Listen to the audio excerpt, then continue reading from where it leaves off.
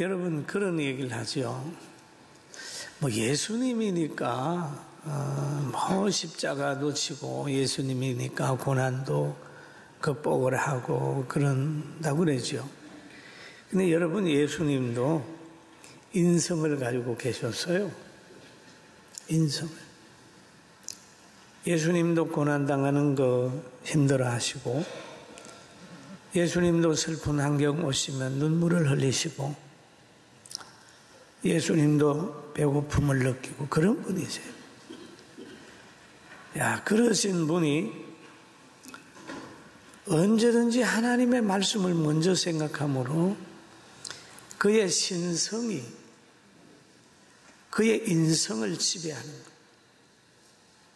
신앙생활 하는 것도 보면은 그 하나님의 말씀이 우리의 생각을 지배할 때 이 신앙생활 잘하는 것이고, 늘 환경이나 육신에 지배받으면 신앙생활 잘 못하는 거예요. 그런데 오늘 본문에 보면은 예수님이 예루살렘 성전에 들어가셨다 그랬습니다. 그런데 예수님이 예루살렘에 성전에 들어가기 전에 먼저는 예루살렘에 올라가신 사건이 있습니다. 올라가셨어요. 이제 고난주간을 맞이하는 가정에서 예루살렘에 올라가는 거예요. 그 예루살렘을 올라가실 때에 예수님은 나귀를 타고 가셨어요. 그것이 성경에 예언이 되어 있는데, 시온에 따라 크게 기뻐할지어다, 예루살렘에 따라 즐거이 부를지어다. 보라, 내 왕이 내게 임하시나니 그는 공의로우시며 구원을 베푸시며 겸손하여서 나귀를 타시나니 나귀의 작은 것 곧 나귀 새끼니라. 그렇게 기록이 되어 있습니다. 이게 스가랴 선지자를 통해서 하신 말씀이에요. 그 예수님은 이 예언대로 지금 예루살렘에 올라가시는 거예요. 그런데 올라가시기 전에 예수님께서 말씀하시길, 저 동네에 가면 나귀가 있다. 매여 있는 나귀가 있는데 그 나귀를 끌고 오너라 그랬습니다. 이 제자들이 그 나귀를 이제 가지러 갑니다. 뭘로 가는 거예요? 그리고 주님이 또 말씀하시기를, 가서 무엇에 쓰냐고 물어보거든 예수님이 쓰시겠다고 그래라. 그러면 보내리라 그랬습니다. 그대로 또 그랬어요. 그랬더니 나귀 주인이 가져가세요. 몰고 가세요. 그랬단 말이에요.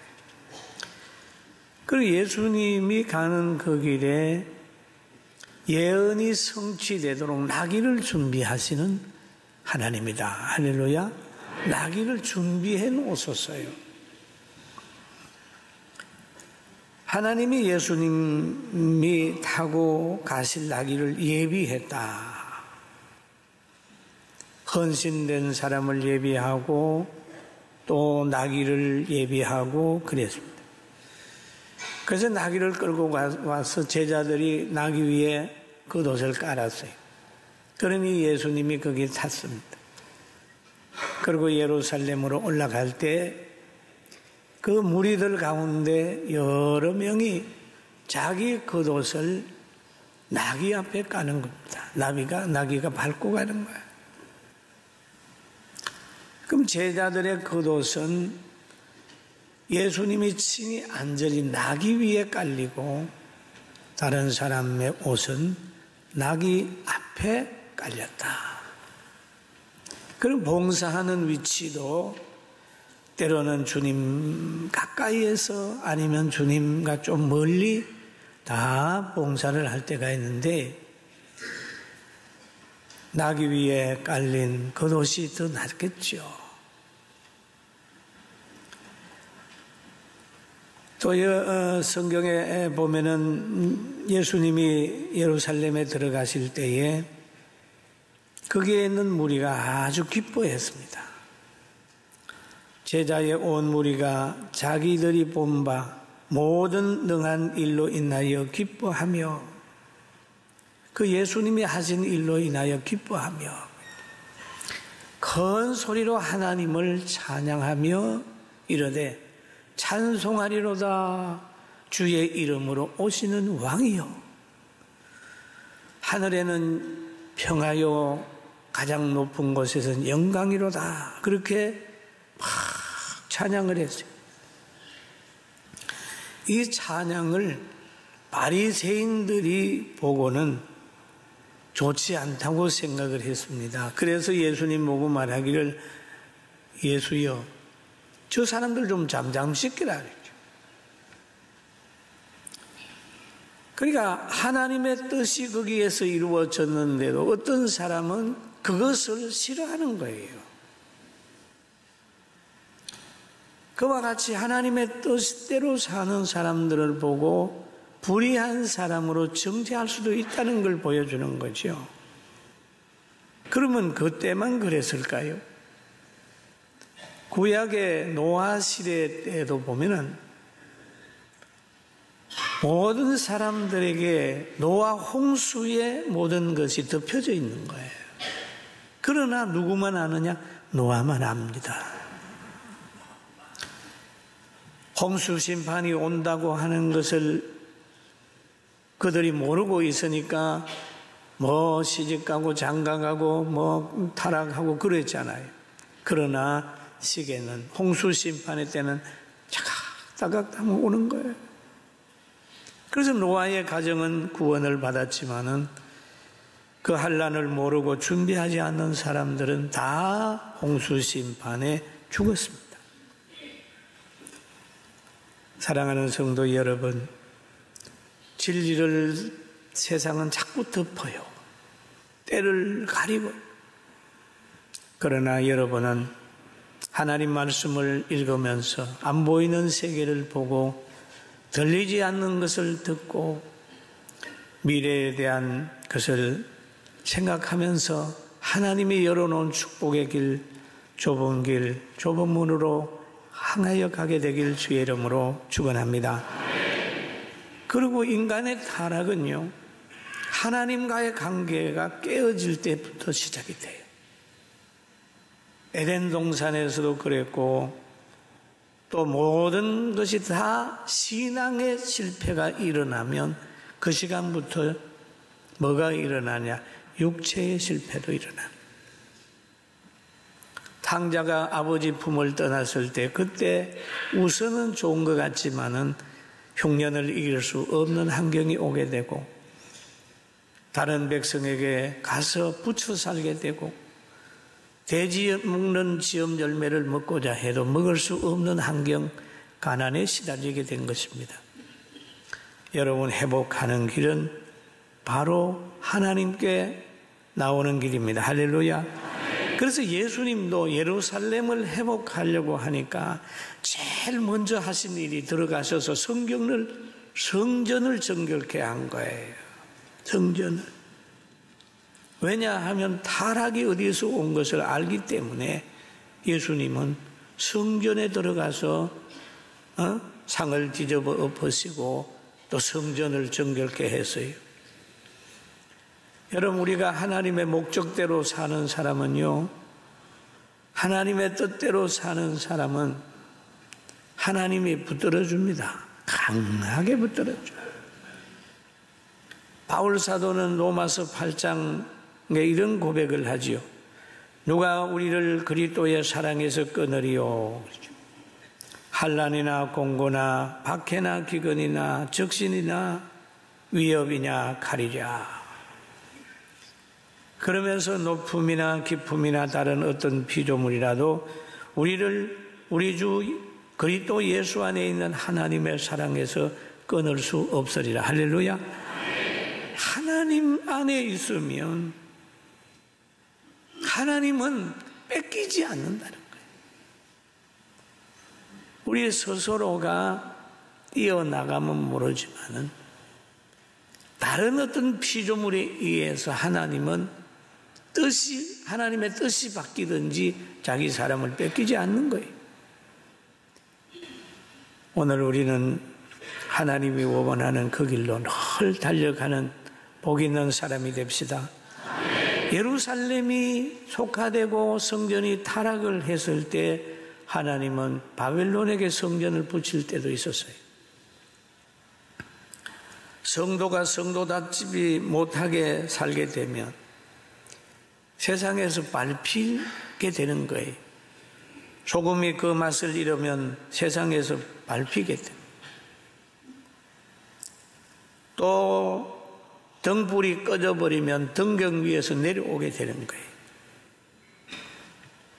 나무 가지가 원줄기에 붙어 있지 않으면 조금 있으면 시들어 버리는 거예요. 하나님의 사람은 하나님 안에 있어야 되고 성전이 정결케 되어야 되는 것입니다. 할렐루야. 그런데 이 예루살렘 성전이 뭐냐 하면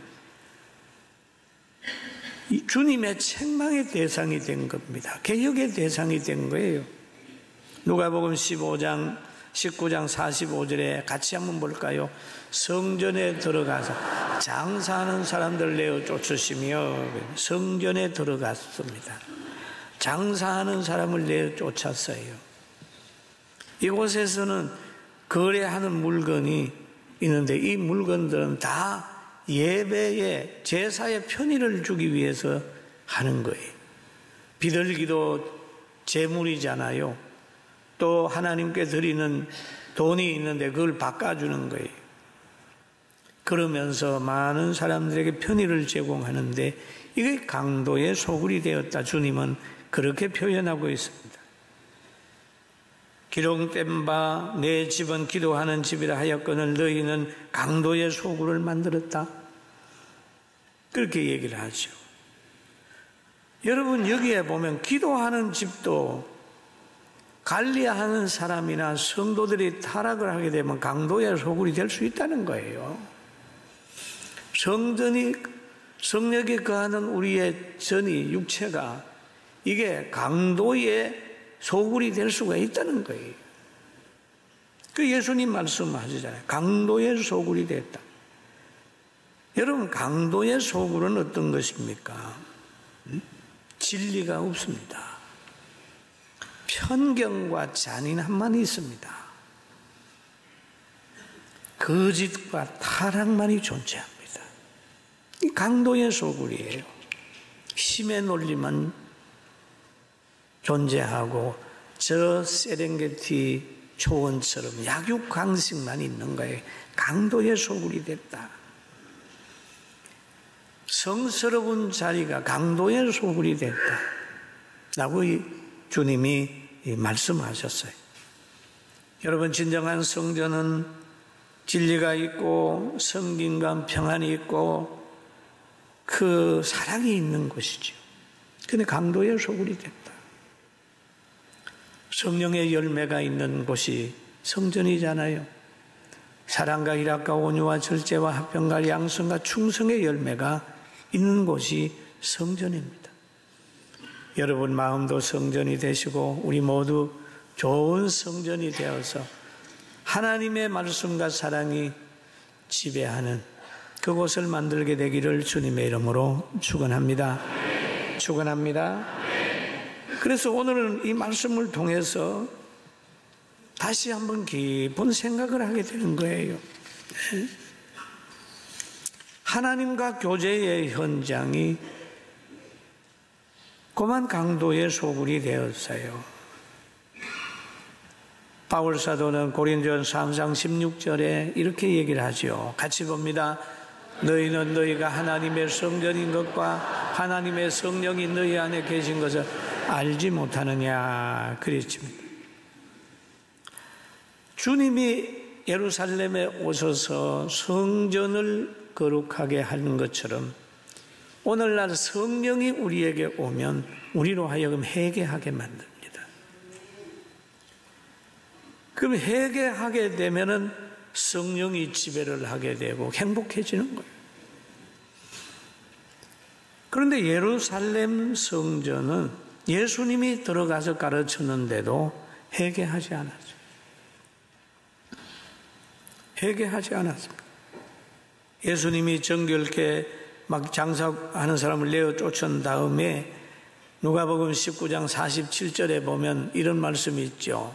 예수님께서 날마다 성전에서 가르치시니 대제사장들과 서기관들과 백성의 지도자들이 그를 죽이려고 꾀하되, 하나님의 말씀을 전함에 대한 메아리가 죽이겠다고 등겨드는 사람을 만들게 되는 거예요.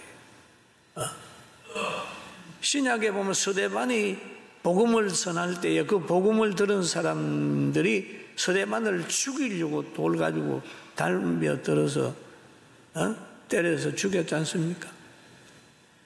타락한 지도자들은 회개하지 않아요. 어떤 데 가보면 목사가 타락하면 회개를 안 해요. 장로가 타락해도 회개를 잘 안 해요. 지도자들이 회개를 잘 안 해요. 목사라 그러면 누굴까요? 저도 그 중에 하나예요. 한 사람. 회개를 잘해야 됩니다. 믿습니까? 믿습니까? 믿습니까? 회개. 백성의 지도자들도 회개를 안 한다. 예루살렘 성전에서 그랬단 말이에요. 그런데 올해 지금도 예외는 아닐 수 있어요. 제가 이런 얘기를 하면 맞아. 목사들은 회개 안 하는 거야. 이렇게 하는 사람, 그 사람도 문제가 있는 사람이에요. 왜 목사들만 자주 나무래고 왜 장로들 가지고만 나무래요? 그 사람도 문제가 있는 거예요. 그랬던 사람이 우편이 왔는데 옛날에 타이프를 잘못 쳐가지고 그 목사님이라고 그랬는데 독사님이라고 그렇게 그 눈 어두운 사람 문자를 보내다가 보면 이상하게 보낼 때가 있어요. 보내고 나면 아이고 그러잖아요. 응? 그래서 그 사람이 너무 화가 나서 펄펄 뛰다가 새벽에 가서 간절히 기도하다가 보니까 자기가 독사더라고. 회개했다고 하는 거 있어요. 정말 우리 지도자들은 회개해야 돼. 나부터, 여러분부터. 백성의 지도자들은 회개하잖아요. 성전에서 가르쳤는데 가르침을 받지 않았어요. 시기심한 발동을 해가지고 어떻게 하면 저 예수님 죽일까라는 생각을 했어요. 그런데 백성들은 어떻게 했나요? 백성들은요, 누가복음 19장 49절 8절 한번 읽어봅니다. 시작. 백성이 다 그에게 귀를 기울여 들으므로 어찌할 방도를 찾지 못하였더라. 예. 백성들은 예수님의 말씀에 귀를 기울이고 있단 말이에요. 응? 그러니까 여론은 예수님을 사랑하는 걸로 간단 말이에요. 그런데 한쪽에서 지도자들은 예수님을 죽이려고 그러니까 백성들 때문에 어찌할 바를 몰라서 당황하고 있는 거예요. 예수님을 함부로 할 수가 없었습니다.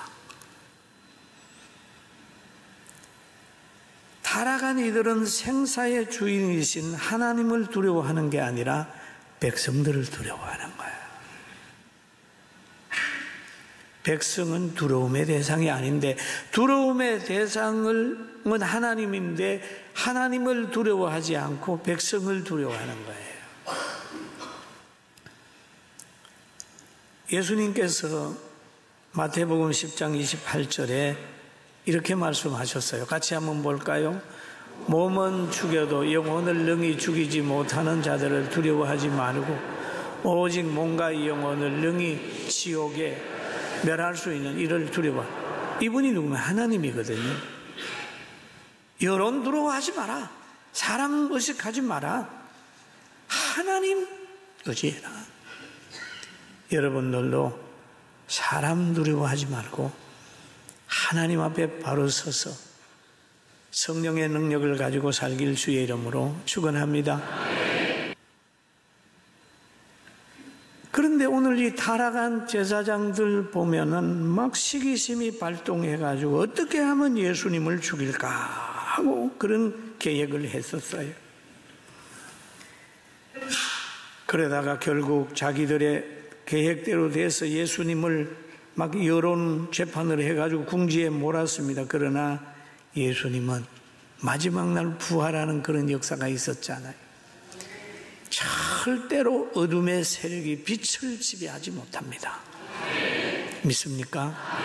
그래서 오늘 본문에 가만히 여러분 보시면 예수님이 성전을 정결케 한 것처럼 우리를 정결케 하고 있다.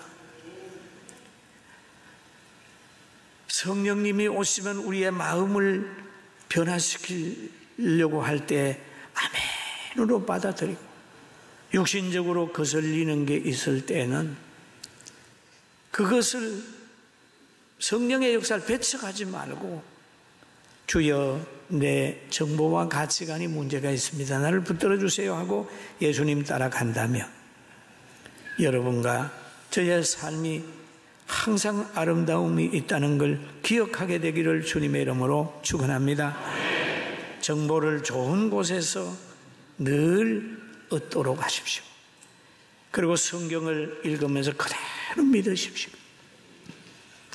그리고 세상은 악한 사람들이 많이 지배하기 때문에 역사도 바르지 않은 것이 너무 많습니다.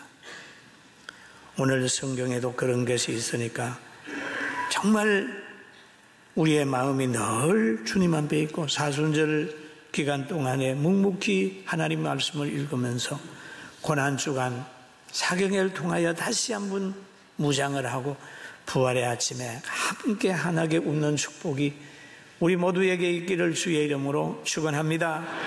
여러분은 하나님이 함께 하기 때문에 마음의 평안함을 가져야 돼요.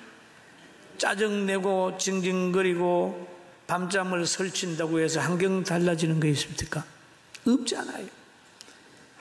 하나님이 주신 인생 그냥 즐겁게 산다 그런 생각을 하고 살면 아름다운 미래가 도래할 줄로 믿습니다. 저는 여러분 주보 뒤에 있는 시 한 편을 어느 날 제가 쓰면서 그 눈 덮인 산을 나르는 한 마리의 새가 돼가지고 이 시를 쓰는데 여러분 같이 한번 읽어봅시다. 시작. 낙엽지는 수리산에 지난 밤에 첫눈이 내려 하얀 눈 나무 옷 입고 새벽 지나 낮은 태양 사랑 이만희 미련 없이 옷 벗고 앙상한 가지 알몸을 드러낸 낙엽은 눈에 산을 찾은 이들 발밑을 뽀도독 무너져 내려 영하의 날씨 얼음이 된다.